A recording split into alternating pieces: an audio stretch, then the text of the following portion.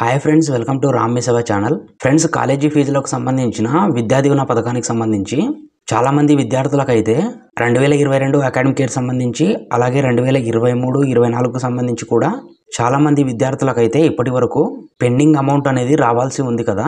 So ఈ pending అమౌంట్కి సంబంధించి మరో అప్డేట్ అనేది రావడం జరిగింది. సో వీడియోలోకి వెళ్లే ముందు మరిన్ని అప్డేట్స్ కొరకు రామ్ మీ సేవ టెలిగ్రామ్ గ్రూప్లో అయితే జాయిన్ అవ్వండి. సో జస్ట్ మీరు టెలిగ్రామ్ యాప్లో రామ్ మీ సేవ అని చెప్పి సెర్చ్ చేస్తేనే రామ్ మీ సేవ గ్రూప్ అనేది చూపిస్తుంది. సో ప్రస్తుతం ఉన్న గవర్నమెంట్లో విద్యాశాఖ మంత్రిగా నారా లోకేష్ గారు అయితే ఉన్నారు కదా. సో గతంలో మనకు ఆగస్టు నెలలో నారా లోకేష్ గారు అయితే ఈ జేవిడికి సంబంధించి కాలేజీలలో వేజ్గా ఎంతమంది విద్యార్థులకు ఎంత అమౌంట్ పెండింగ్ ఉందనే దానికి సంబంధించి ఈ జేవిడికి సంబంధించి రిపోర్ట్ను ప్రిపేర్ చేస్తున్నట్లుగా గతంలో మనకు అప్డేట్ అయితే రావడం జరిగింది. కాలేజీలలో వేజ్గా ఆ పెండింగ్ అమౌంట్ను ఇచ్చే అవకాశం ఉన్నట్లు మనకు గతంలో అప్డేట్ అయితే వచ్చింది.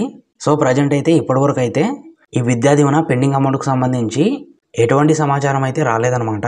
సో ప్రస్తుతం ఉన్న గవర్నమెంట్ ఈ విద్యా దీవెన పెండింగ్ అమౌంట్ను రిలీజ్ చేసే అవకాశం అయితే దాదాపు లేదనే చెప్పాలి. సో ఇప్పటి వరకు అయితే ఎటువంటి సమాచారం రాలేదు.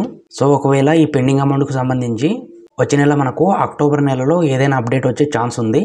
సో ఇక మనకు నెల 2 నెలల లోపు ఎటువంటి అప్డేట్ రాకపోతే కనుక ఇక మ్యాక్సిమం అయితే ఈ పెండింగ్ అమౌంట్ అయితే వచ్చే ఛాన్స్ లేదు. ఇప్పటికే చాలామంది స్టూడెంట్స్ అయితే వారి సొంత అమౌంట్ను కాలేజీలకు పే చేయడం అయితే జరిగింది. సో అటువంటి వారికి కూడా గవర్నమెంట్ నుంచి వచ్చే ఛాన్స్ అయితే కనిపించడం లేదు. ప్రజెంట్ అయితే ఈ జేవిడి స్కీమ్ను పోస్ట్ మ్యాట్రిక్ స్కాలర్షిప్ కింద మార్చడం జరిగింది.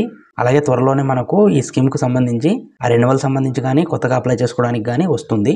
అలాగే ఇకపై కాలేజీలకు సంబంధించిన ఫీజు అనేది నేరుగా కాలేజీలకే పే చేస్తారనమాట.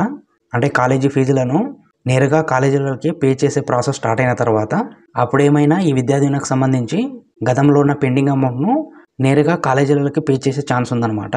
సో ఎవరైతే విద్యార్థులు గవర్నమెంట్ ఎలాగైనా వేస్తుందనే కింద వారి సొంత అమౌంట్ను పే చేసి ఉంటారో సో అటువంటి వారికి ఆ అమౌంట్ అనేది తిరిగి రాకపోవచ్చు అనమాట. సో ప్రజెంట్ ఉన్న సమాచారం ప్రకారం అయితే పెండింగ్ అమౌంట్ వస్తుందా లేదా అనేది ఎటువంటి క్లారిటీ లేదనమాట. సో ఈ పెండింగ్ అమౌంట్కి సంబంధించి ప్రజెంట్ ఉన్న గవర్నమెంట్ ఎటువంటి నిర్ణయం తీసుకుంటుందో త్వరలోనే అధికారికంగా ప్రకటించే ఛాన్స్ ఉందన్నమాట. సో అప్పటి వరకు అయితే వెయిట్ చేయాల్సిందే.